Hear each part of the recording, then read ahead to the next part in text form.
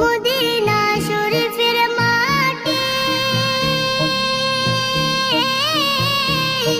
আমার চোখে মুখে বুকে মাখিও। এমন পবিত্র মাটি, এমন পবিত্র মাটি আমার নবীর রওজায়।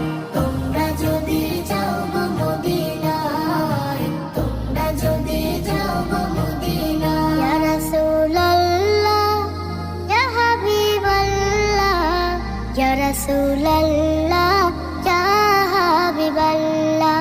মদিনা শরীফের মাঝে বেহেশতের বাগান আছে ও। সেই বাগানে শুয়ে আছেন, সেই বাগানে শুয়ে আছেন প্যারা নবী মুস্তাফা।